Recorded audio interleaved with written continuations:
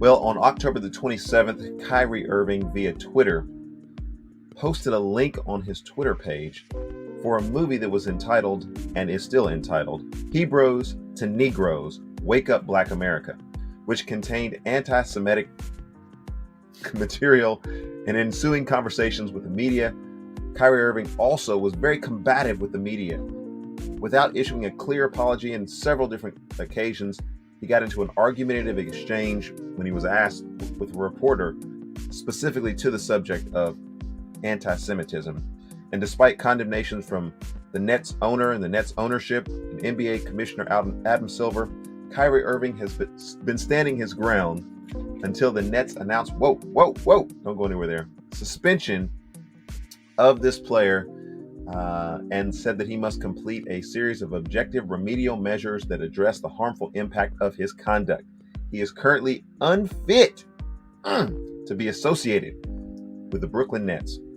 All right, folks, there's a lot going on in this conversation today, and I want to make sure that you guys are clear that we don't endorse hate in any of its forms, but we do endorse truth. And so we're going to be trying to parse the line between truth, defamation. As we always do on this show, we invite folks to come to the show with comments. And as we always do on the show, we try to point people forward to what is the remedy? What is the solution for followers of Christ who are coming onto the show and listening to us, try to figure out ways that we as the followers of Christ and as the Church of Jesus Christ can continue to move forward as most occasions would have it. My dear friend Jason Plummer from Litchfield, Illinois is joining us. He's a pastor there, and we look forward to his comments here in just a few moments. This is The Way Forward. Cool music to start the show.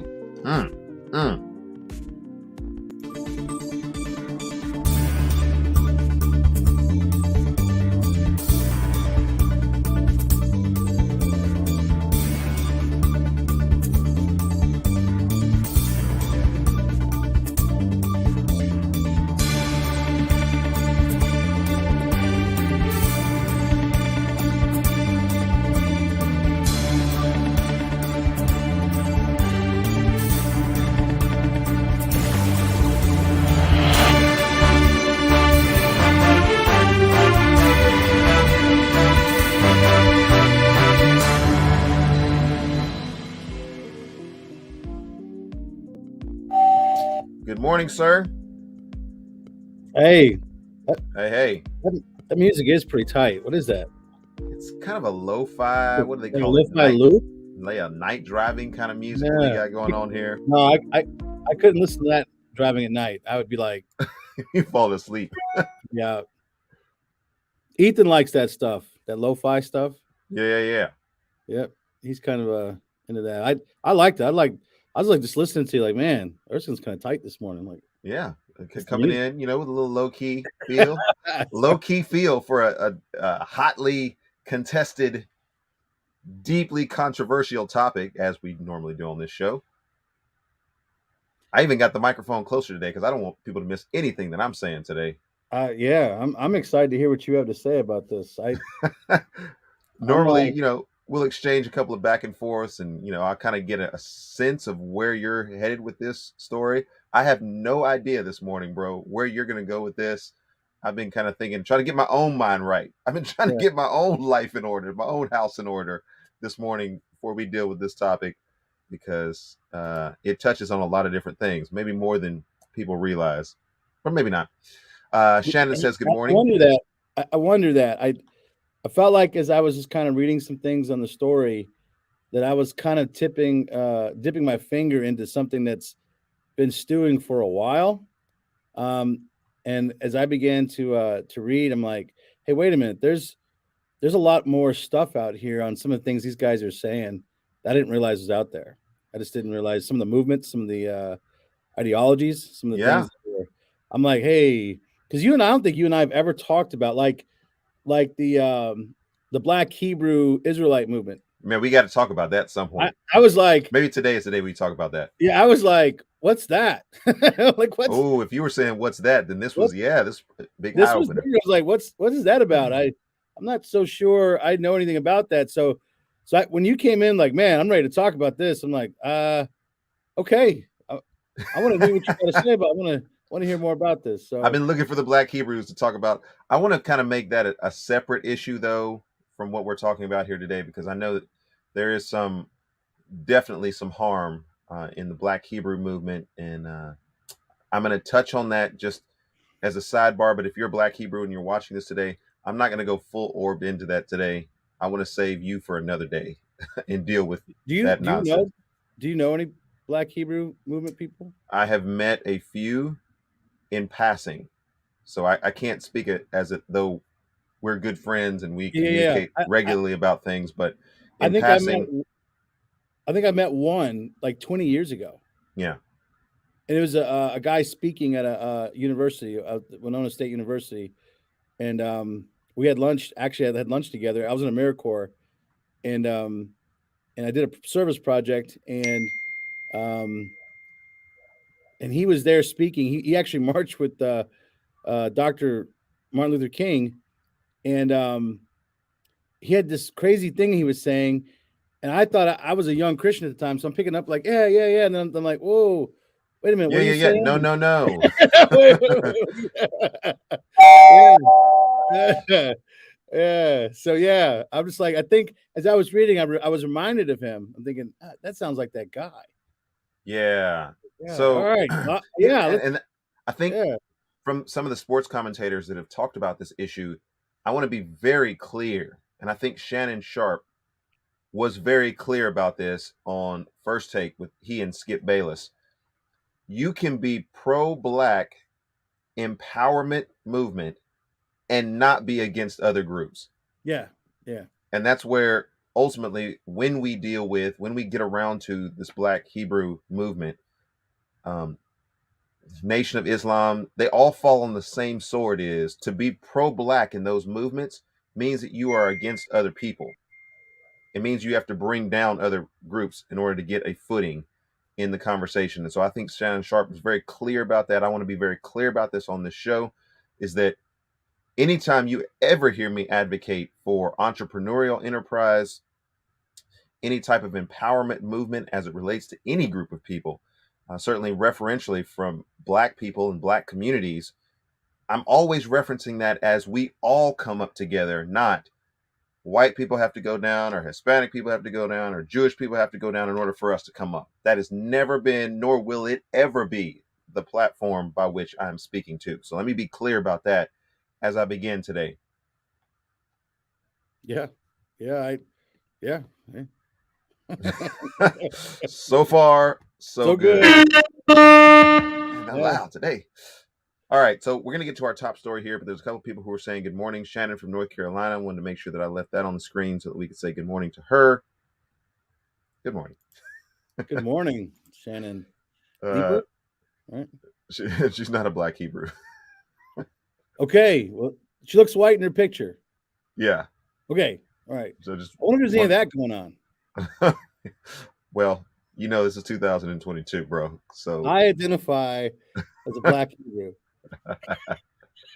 Hey, you keep doing stuff like that on the show, you're gonna end up getting in trouble with this guy. Terrence is gonna call me. I know he is.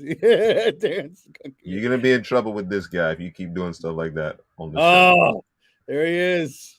White Jesus is not having that. White Jesus. And bro, I always get this image from the same Washington Post article, and the Washington Post. Yeah, the Washington Post article is about white Jesus and the history of white Jesus. And I don't know if you've ever seen that, but it is actually fascinating to see how prevalent this particular image, which is probably one that you have in the back room of your church. I think I saw it. I think I saw it in the back room of one of the buildings in your church. But anyway, I had a picture for you framed. Did I ever give that to you? Because that was my thing. I was going to give you a framed picture, I think, of this white Jesus to put in your house. Well, hey, go ahead and I'll be up there a little bit later on, so just save white Jesus for me. I'll get it, and what I'll do is I'll display it in the studio, so I don't have to use any data, so I can help the streaming a little bit more, and so I'll just show the image from in here. Maybe I'll put it up behind me, white Jesus. Maybe I'll put white Jesus and black Jesus. It was a revelation to me, and I know this is not what this episode is about. If you're tuning in today, It was a revelation to me the first time that I saw Black Jesus in my pastor's study at the church that I grew up in. It's an all Black church, and he had an image of Black Jesus up there, and I thought, what? And it He was a just Black Hebrew. he wasn't a Black Hebrew, nor is he a Black Hebrew now, nor has he ever been a Black Hebrew. But he did have a Black Jesus up in his office, and I it was the first That would time make thinking. Jesus Black Hebrew. So I don't. So anyway, Marcia, yes, good morning to you as well. We can advocate without tearing each other down. We're going to get to that here We got to get to that. Yeah. in just a few moments. And so let me get this off the screen. Let me get this off the screen. All right, our top story. What, if I get you a white Jesus, you got to get me a Black Jesus. I mean, I think let me I'll put white Jesus up. I'll put white Jesus up in the background. You put Black Jesus up in the background. Yes. Except we can always have the you might get a few more comments because yours is the pastor's study, and mine is just the studio. So there's less traffic that comes through. I would love to keep a camera up and just record people's faces or responses when they see Black Jesus in my office. Well, you know the Lord is measuring people's heart response, and so I know. We might get a replay on that at some point. I might be setting people up.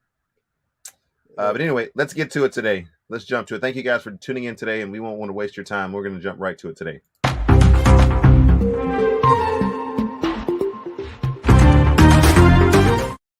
All right, Jason, can you lead us in prayer before we jump into this topic? And then as we move on, I'll let you go ahead and present whatever information you have today. Father, thank you, Lord, for just the kindness you've shown Erskine and I, and just our relationship, and just pray that you would bless us as we talk to each other. Help us to be edifying to the church, and help us, Lord, to exalt Jesus Christ as our Lord, and just to help have a good way forward. And we just pray for Kyrie and Kanye, and even in Charlemagne. We might even talk about him a little bit. Just that the gospel really transform their hearts, Lord. They would see their identity in Christ first and foremost, and help us to be wise. In Jesus' name, amen. Amen.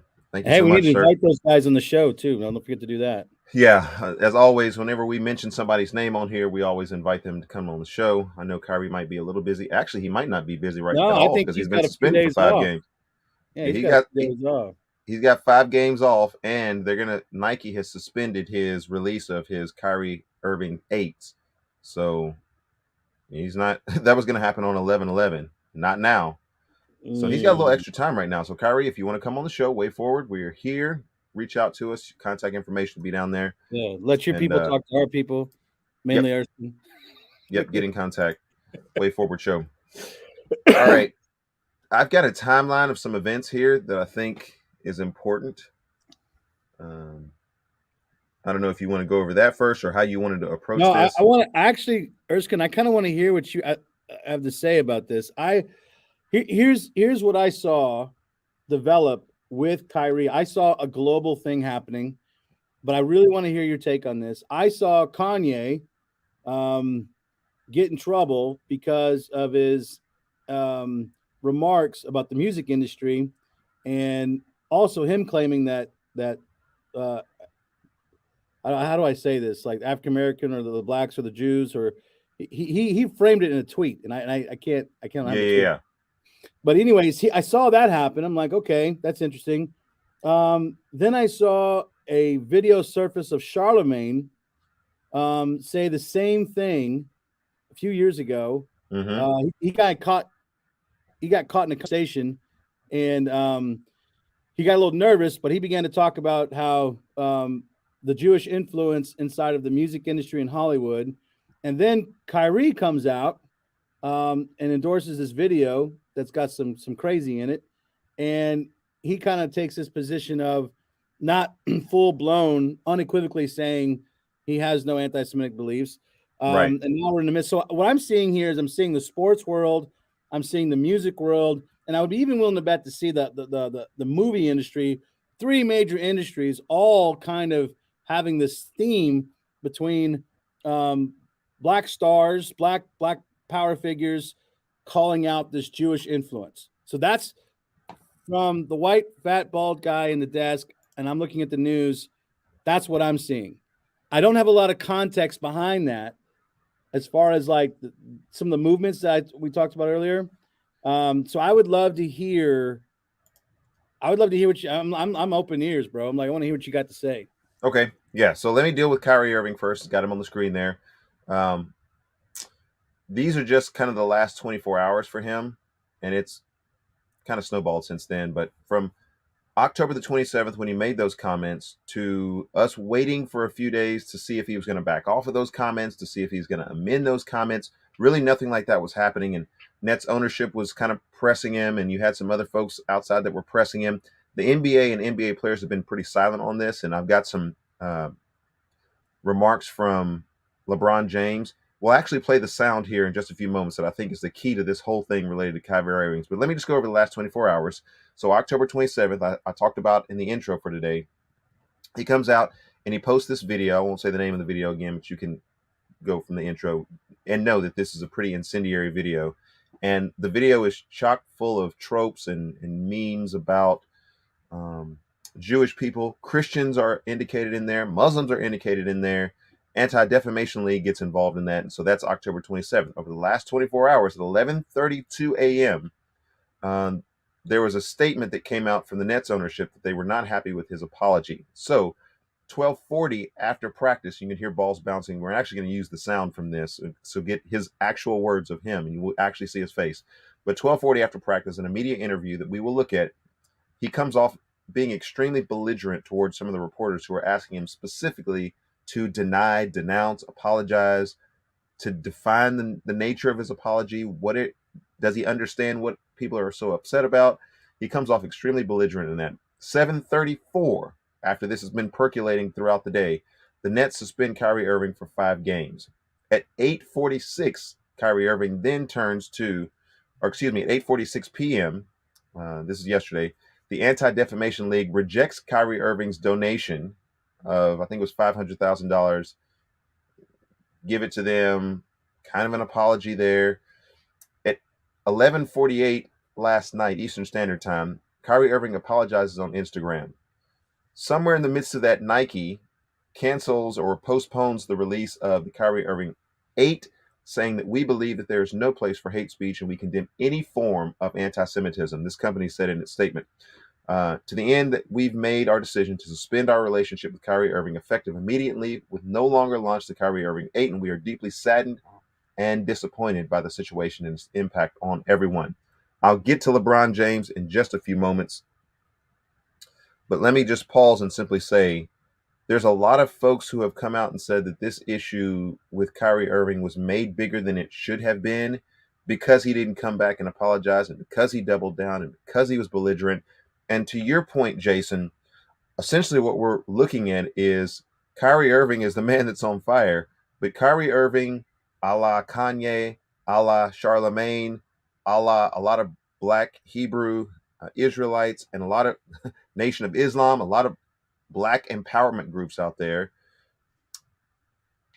kind of the seedbed for a lot of the thinking that's out there. And I will go ahead and tell you, Jason, probably more than you realize, in the black community, there is a conversation about what has traditionally kept African Americans in this country, black Americans in this country, from achieving status and economic prosperity within this country. And unfortunately, in that conversation, this is not breaking news. Unfortunately, in that conversation, it has been laced with unhelpful, untrue statements about different groups that are out there. Now, when I say untrue, there have been, I'm sure, somebody that was of Jewish origin that did something that was bad to a black person. Okay. But as a characterization of a whole group of people, the Jews, painting with a broad brush, all white people, you kind of know how that goes. All white people are, and then insert what the statement is. Yes. And so that has been an unfortunate but underlying consequence. And the reason why, underlying context, and the reason why, and I just will take a few more moments on this, the reason why I know that this is still alive and well is because in some of the places where I travel, when I'm having conversations, and sometimes when I'm with older people, I don't say very much, as I should not. Right. But to hear them talk sometimes, you would be surprised, my friend Jason, as to how prevalent in the black community, when there's black people who are talking among themselves, this ideology of being subjugated by different groups of people is present in the conversations. Now, I almost said something last week when I heard one of these conversations, but they take place around me. I wouldn't say all the time, because I'm not all the time in just all black circles, but sometimes they take place around me, and I'm conflicted at that point as to whether or not I should jump in, what my status is in the conversation, how that's going to be perceived as someone who's just walking into a conversation. But I will tell you that there is an underlying um, foundation for what a lot of these artists and entertainers are coming out and saying. I'll stop there and pause and let you react to that. Yeah, without the context. So this is interesting. The way I was interpreting this whole situation with Kyrie, I don't have the context that you just described, right? So Mm-hmm. like I told you, I was really surprised at some of the things I was reading by the Anti-Defamation League and the New York Times and some of these other things in the backdrop. So I was like, oh, that adds a different flavor to this. So as I'm watching this unfold, you know what it feels like to me as I'm looking at it is it feels like Kyrie is being strong armed by the Nets and by Nike and by all these people to believe something that fits their narrative. And he's just not, he's just stubborn enough to budge against it.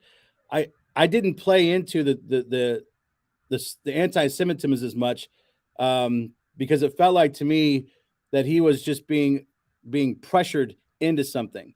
Yeah. And I don't have, like I said, I don't have the context. Now I'm assuming the remarks were bad, and I haven't seen the video that he watched. That he said he, you know, Black America to wake up. Yeah. So I don't have any of that context. All I have is just watching these massive institutions You just got way that louder. probably do have that Jewish influence he's talking about pressing on to him to conform to something that he is not 100% behind. And then you add to that, you've got Kanye's comments and you got Charlemagne. And so interesting because Charlemagne come out and like nailed Kanye and busted his chops when he's got his own views that come up later. But there's something here that's pressing that I didn't have all the facts to. And so my take on it was definitely different than what you were saying. I just thought, here you go again. The institutions, the powers that be are pressuring somebody into something that they're not wanting to fully close. But that being said, you know, I didn't get that. Could you try again? Your mic is going in and out. It's like it got hijacked from a radio station. So it's this Siri thing. She's always listening, and like it's crazy. So shut your mouth, Siri. So that's how get I some was comments thinking about at that first, until I started reading and realizing that, oh, wait a minute, this goes deeper. This goes. There's more conversation. There's more ideology behind this than I'm seeing, that I'm aware of. And I think that's because I'm at a distance with the Black community. You know, I'm not in those conversations. Then you said something probably, profound there. You're Yeah. the distance with the Black community. You mean you're not Black? Well, We get a chance to at the beginning of the identify. show, I identified as a Black Hebrew. But I don't think that's going to fly very well if I go into the Black community. All right, soul man, keep going. Yeah. Oh, that's right. That's right. So that's how I was first taking it. But it's really interesting to hear your perspective and start to kind of help me understand there is a deeper context here. And there is I didn't realize that Farrakhan, Nation of Islam, Black Panther Party. I mean, you can go. Yeah, I'm aware of those groups. I guess I just didn't make the connection that they were, the way you phrase it, like these Black empowerment groups that are pushing it back against, say, like the Jewish group. I just didn't see that. I never saw that connection. Yeah. So Why were the blacks pushing back against the Jews? Like so in the entertainment industry, it is a very popular notion among many Black Americans that the reason why there's been a ceiling, so to speak, for advancement is because the gatekeepers, which are traditionally Jewish, sometimes not, but have typically been willing to put Black people in positions where, and we've talked about this before, Jason, where they're characterized as thugs, gangsters, um, infuse gangster rap and some of the ideology and imagery of Black Americans into the American psyche, and then get rich off of Black Americans who are in the entertainment industry without giving them an opportunity of upward advance. So we can talk about that in isolated incidences because yes, that has happened. But to paint with a broad brush, I yeah, love it. And I didn't put it in this episode, but I sure should have done it. Maybe I'll do it a little bit later. But Russell Simmons came out. Russell, you remember Russell Simmons from Run yeah, DMC? yeah, Yeah. You gotta fight yeah. for your right. Okay. Anyway, so I grew up listening to Run DMC and loved Run DMC, still love Run DMC. But Russell Simmons kind of broke out from that, if you remember.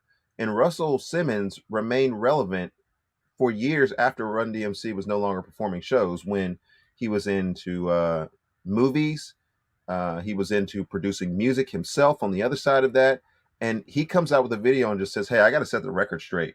There's a lot of people who are just camping on this issue of Jews and people in positions of authority who are not giving Black people an opportunity. I'm going to let you know that when I did my first, whatever it was, venture and needed capital for it, the ones who came to my aid were the Jews and Jewish business owners. When I wanted to open up this store, when I wanted to engage in this, when I wanted to shoot this movie, and when I became the first Black to do this and this and this, at the cornerstone of all of that were Jews who were funding me, who were believing in me, who were empowering me. And so to have this trope out there that Jews are anti-Black and have subjugated Black people is just a complete misnomer. And I remember seeing that and thinking, why aren't more people talking about Russell Simmons?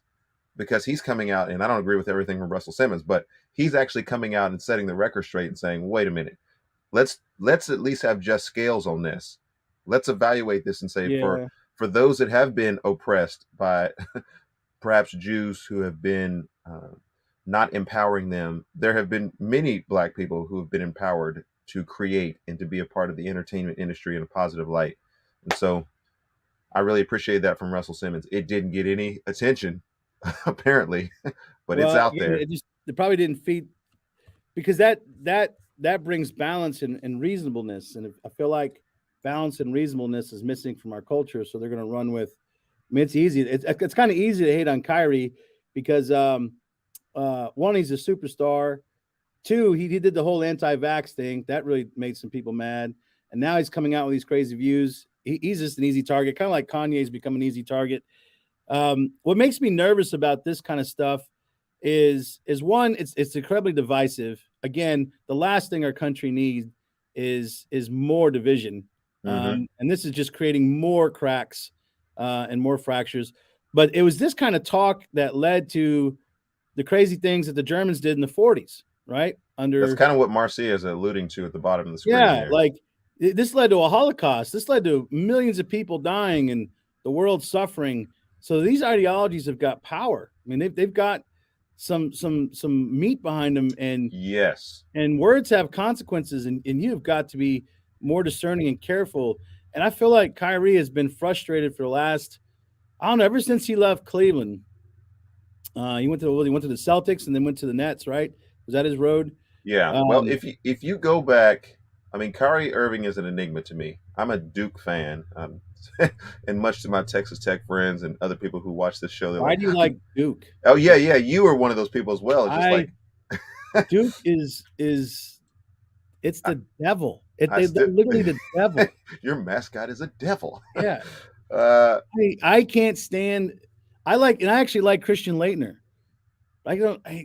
Duke just gets me to no end. Since Duke knocked out Wisconsin in the Final Four, with that crap call, that crap refereeing. Don't even get me started on this.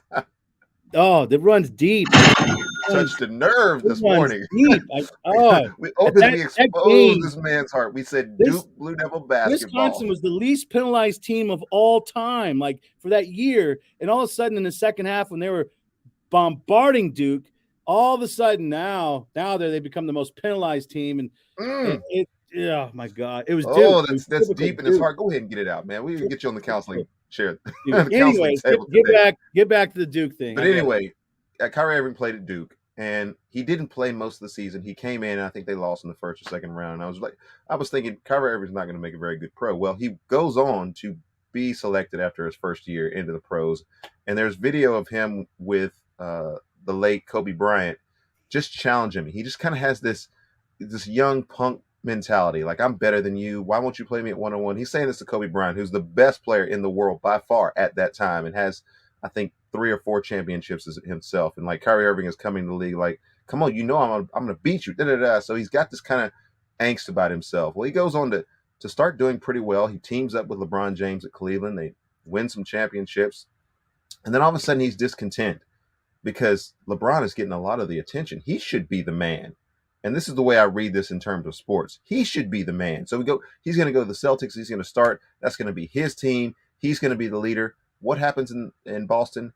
He hardly plays. He's divisive in the locker room. And to me, as an athlete, and I know you're an athlete as well, and you played sports, when you watch a figure go from one team to another team, and then that team doesn't want to have anything to do with him because they're divisive in the locker room, you start to figure out there's some trends that are going on there. Well, you fast forward that. He goes to the Brooklyn Nets, teams up with his buddy KD, and he barely plays. Yeah. And he's out because of the anti-vax thing. And he's out because of labor disputes. And he's out because some of it was injury. But Kyrie Irving, every place that he's been, has been this sort of combative, like his views on the earth being flat and just all these different... What? He's a flat earther? He's a flat earther. So no. All different things that he's come out in the media and said. What? Like, I've wondered to myself, is he just trying to get attention? Okay? No, he's been known to, and I think the New York Post did an article just talking about the fact that this movie that he is apparently viewed and apparently supported to some extent by posting it on his Twitter was made for the Kyrie Irvings of the world, who are prone to conspiracy theories and who are prone to putting their least best foot forward in situations like this. And so again, I think you're right, Jason. He just becomes almost a whipping boy for people who have an axe to grind in various areas, because Kyrie Irving doesn't know how to keep his mouth closed, doesn't know how to be a great teammate, just shut up and play basketball, and doesn't realize the scope of the words that he's saying and the impact that they're going to make in different settings and different circles. But he will come across as being the smartest guy in the room, because he'll tell you that he went to Duke, and it's kind of almost like Kanye did in some of the interviews when Kanye told Pierce, "How much money do you make?" Yeah. Kyrie Irving will tell a reporter or tell people around him, "Yeah, I went to Duke. Like, I study. I know my history." And as Marcia and other people are calling him out and saying, "Actually, you don't know history. Actually, you don't know what you're talking about. Actually, you are getting involved in these conspiracy theories." Kyrie Irving has been an enigma. And the reason why I'm so excited today, and I hope everybody is watching up to this point, drop your comments in the comment section. The reason why I'm so excited today is because I finally had a breakthrough with Kyrie Irving. He was an athlete that his performance on the court was okay. I didn't think he was a great passer and empowered other people on the floor, but I just could not stand Kyrie Irving as a basketball player and as a teammate and as somebody that would speak to the media. Just could not stand him until I saw the interview of him the other day and some of the things that he said, and it finally clicked for me. Jason, can we get to that soundbite and just actually watch his reaction? Yeah. Because there's a lot that you'll want to react to from this, but there's a couple of takeaways here that helped me have a breakthrough. And this is where we're going to, I think invariably for me, the takeaway for the Way Forward show is, how is this redemptive? And how did I turn the corner on Kyrie Irving based on what it is that I saw in this interview? So let's get to that sound. It is here. And there's some balls bouncing in the background after practice. And so the audio is a little loud in the background, but you can still hear what it is he's saying. I'll try to turn it up.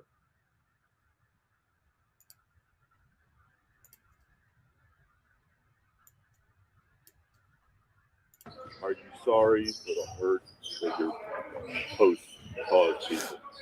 I take my responsibility for posting that. Some things that were questionable in there, untrue. Like I said, and the first time you guys asked me when I was sitting on that stage, I don't believe everything that everybody posts. It's a documentary.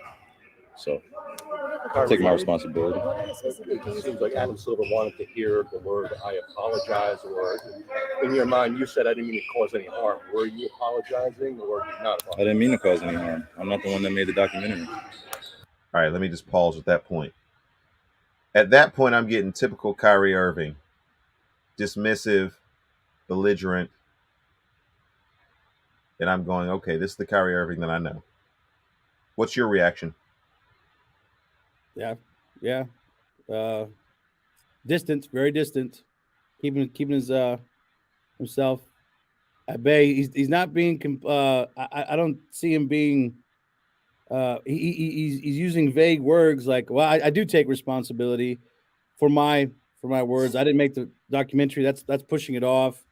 So I don't know. I guess I got to hear the rest of it to see where he's going. Yeah, and I don't know. I'm not impressed right now, but like we can stop it off right here. I don't get the idea that he's really genuinely concerned about that. But I don't know.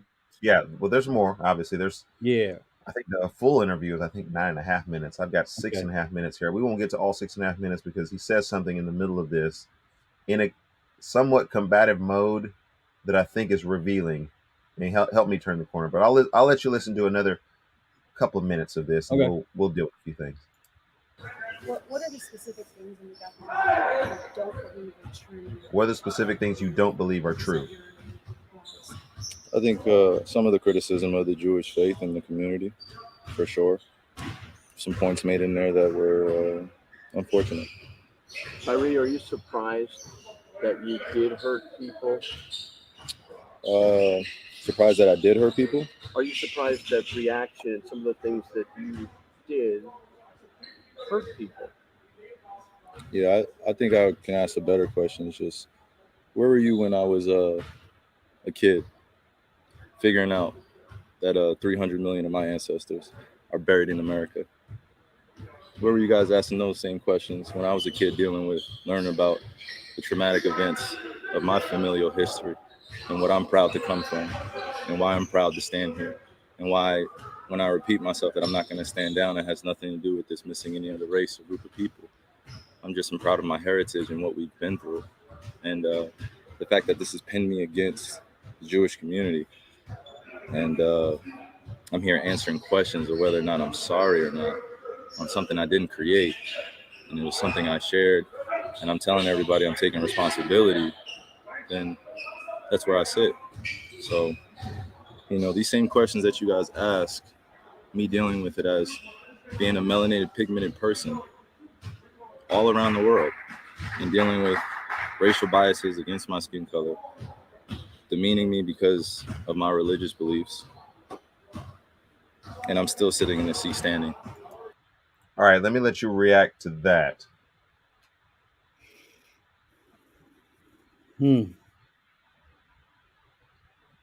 Yeah, I don't know. I'm not exactly sure what to take from that.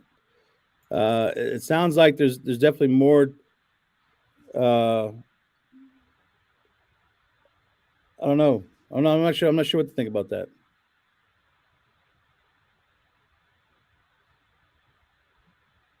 Yeah, I mean, I don't know. It sounds like he's. Let me focus a question so that maybe there's a little bit clear thought pattern there. But does the apology come across as genuine? No. I don't think he's sorry for posting it. I don't think he's sorry for. I think he actually it seems like he's defending himself more than he's apologizing, and he's trying to hold up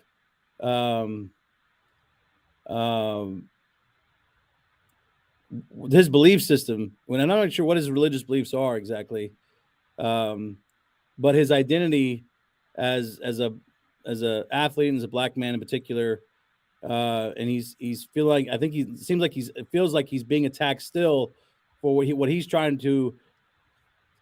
Anytime, I might be reaching too far here, but it's like anytime a black man stands up and articulates himself, like you guys are coming at me, right?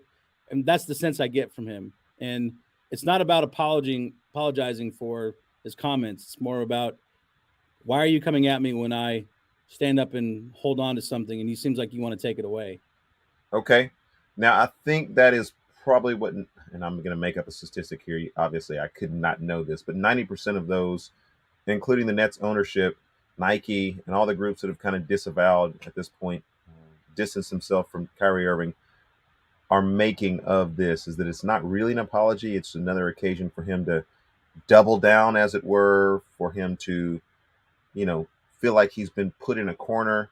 Mhm. And there's something in this interview that I don't think very many people caught, but I don't think very many people would catch it, because I'm going to share something here in just a few moments that hopefully it's not going to get me in trouble. I hope it doesn't get other people in trouble, but Kyrie Irving finally broke, and I finally saw something. But let me deal with this comment right here. One of our users, one of our listeners from Facebook says they're just making Black American hate that group.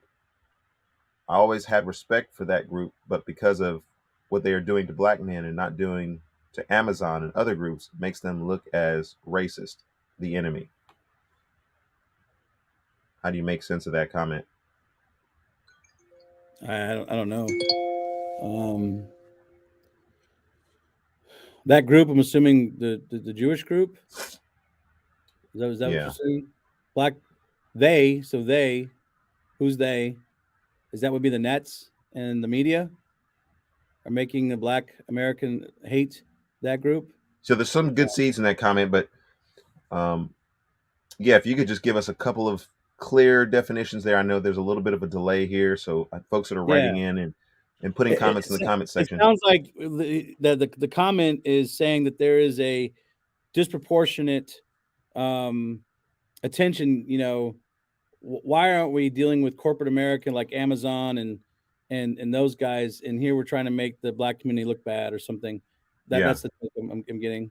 Yeah, let me hear a little bit more of the sound, and then I'm going to tell you what flipped me on Kyrie Irving, at least in this interview that I think he revealed. You've been building this up. I'm now excited. I'm like, I want to hear what you got to say. So yeah, I'm actually a little nervous to say what it is that I'm going to say, but I'm going to go ahead and say it.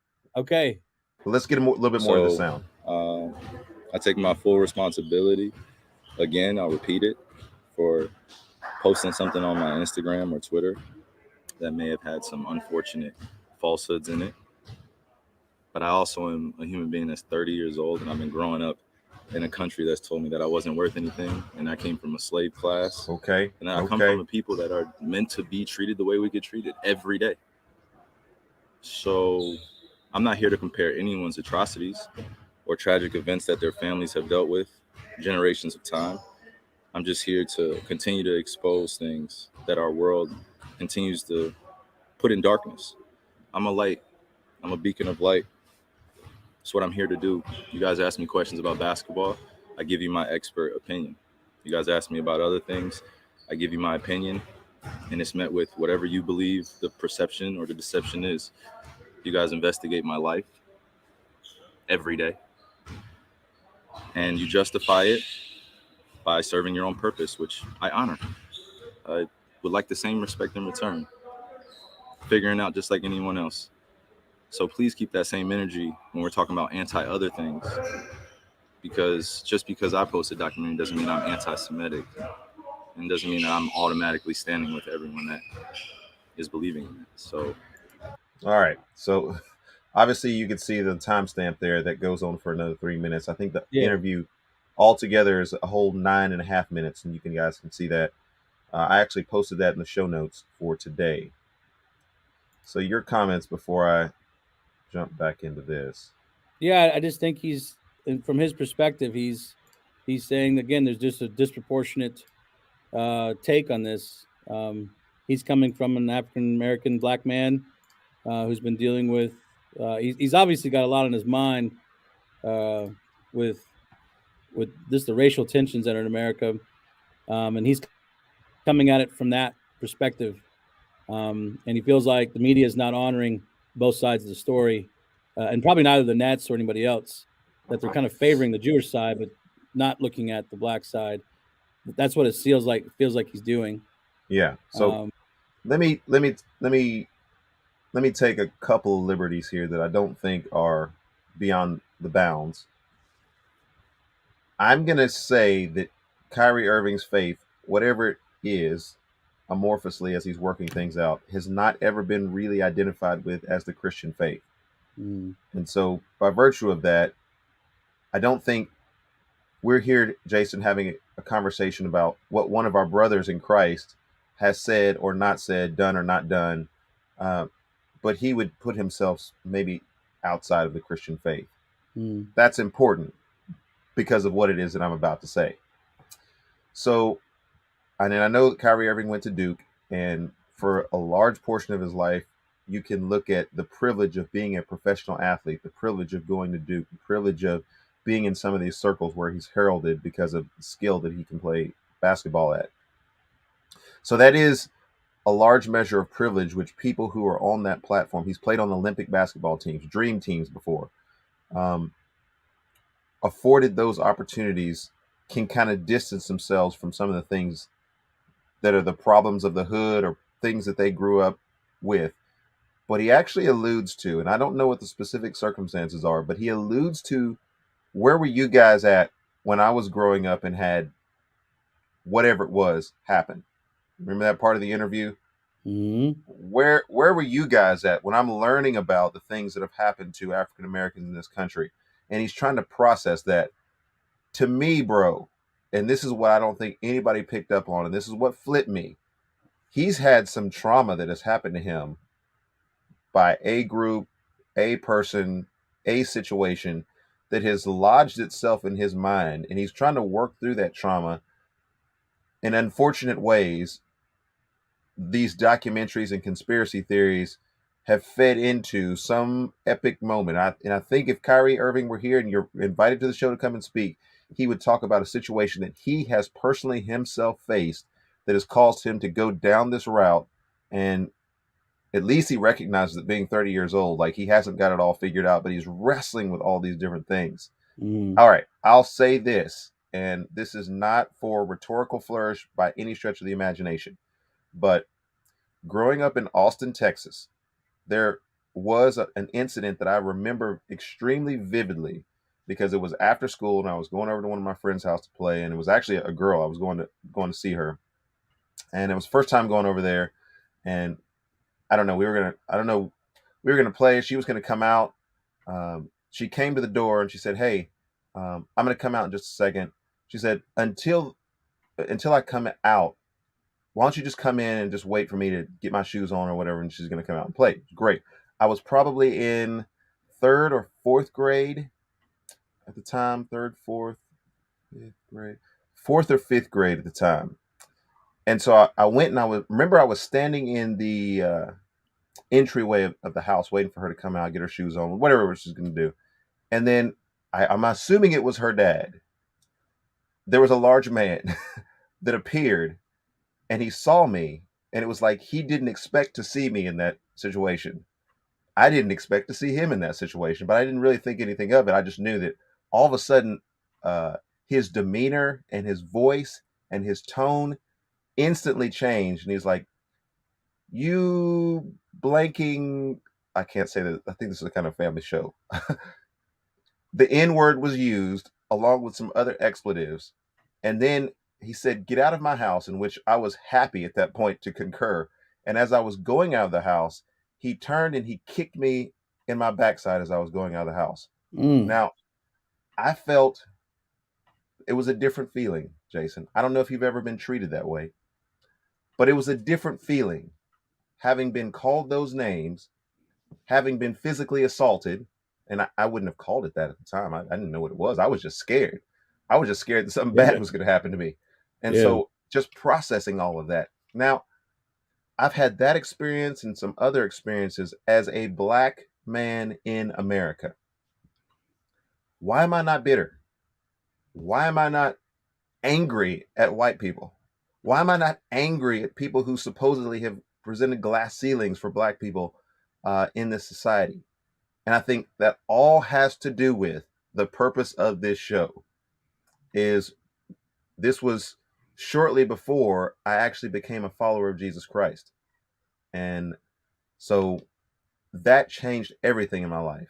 I'm just going to go ahead and tell you that changed everything in my life about the way that I see the world, the way that I see myself, the way that I saw other people, and the way that other people were treating me, to be able to have a category to be able to put sin in, to have a category to put my own sin in, to have a category to find forgiveness for things that happened to me and would ultimately happen to me and eventually happen to me and happen to all of us.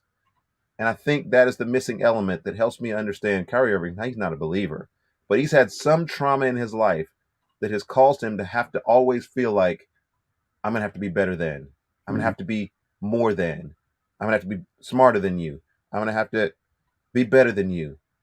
And it's kind of like little man syndrome that he kind of keeps falling back into because he's not experienced the power of Christ's forgiveness and been able to offer that in other people's lives. And to me, and this is just me, Kyrie Irving, you can come on the show and you can be like, no, that never happened. I've never had any trauma in life, but I could guarantee you he has had some trauma in his life that has led him down this road. And the unfortunate thing is that he hasn't found Christ, and he's a person of great influence and power and authority. And so he's fumbling all over himself. And I actually, my heart hurts for him, Jason, because I see him as a 30-year-old trying to figure some of these things out without Christ. And so I'll let you expound on that. I'll let you reply to that, because if we have some time, in which we're a little over time today, but I wanted to get to LeBron James, his buddy, and some of his comments. No, I just am deeply sorry that happened to you, especially as a little boy, like third and fourth grade. I mean, being in somebody's house and treating somebody like that is insane. And I agree. I think you're probably spot on. I wouldn't be surprised. I thought his comments were interesting when he said it, when he asked those questions. That sounds like he's working through something. But yeah, and on this end right here, I would say that had Jesus not invaded my life, I probably would be the man kicking you in the behind out of my house. I wouldn't be surprised if that was me at all. So, yeah, just but by the grace of God. So, yeah, there's some really good comments in the comment section. I don't know if you're able to read this and see down, Marcia, and then also some of our friends from Facebook are dropping some comments in the comment section. So hopefully there'll be a lot of people who watch this today as a result of the algorithm sort of blowing up on this one. yeah.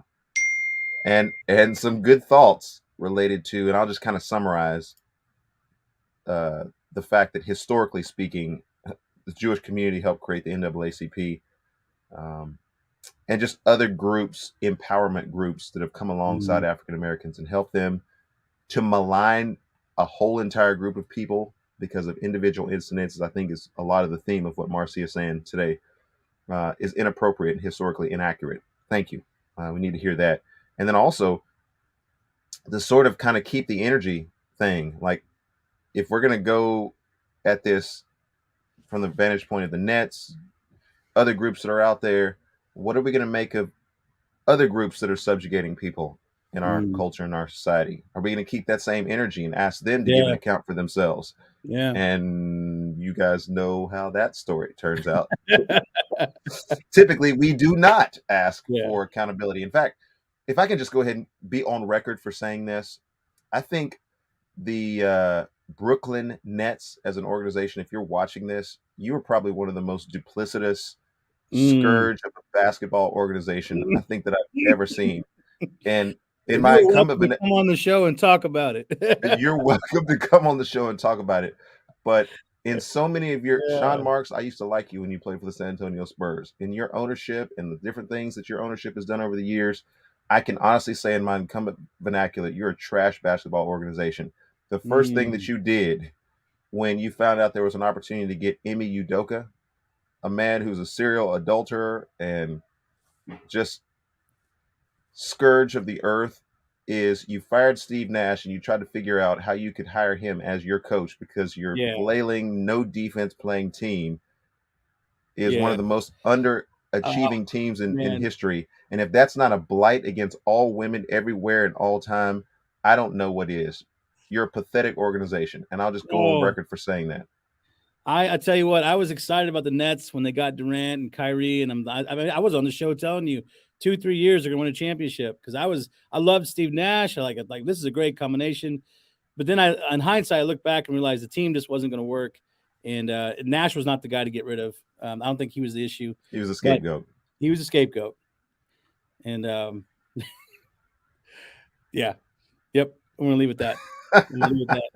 So I'm on record for saying that. So anyway, we got to close this show down today. We've gone a little bit over time. Yeah. But it's been a good one. Can you give us, Jason, some things to move forward with? My big takeaway was that we need Christ. We need Christ in our lives to help us to make sense of who we are, who he is, what our responsibility is to other people, and how to see people in the light of Jesus Christ. Help us with our final takeaway. I think that Jesus says from the abundance of the heart, the mouth speaks. And there are things coming out of Kyrie's heart that are complicated and deep. And I believe only the gospel can fix. The church needs to be there for Kyrie, and the church needs to be there for people like Kyrie and these communities who are being attracted to these ideologies that sound empowering, but in the end are actually going to destroy the community because they're not centered on the love God, love neighbor. They're just not. And so the way forward for the church is to help the people understand that the reason why your words have consequences is because they come from a heart that is either ruled by Jesus or of the world. And you need to guard your heart. There's a lot of stuff being put out there that sounds empowering, but is not. And you need to be mindful of the truth that you're holding on to. And I think also accountability. I think what you said about the Nets, that's just not being talked about. Mm-hmm. How in the world? This is a scapegoat for them. Yeah. So, anyways, that's my take. Praise the Lord. It's the Way Forward show. I'm glad we got a chance to do it live today. There's no redos on this one. Yeah, that's right. All right. Way Forward show.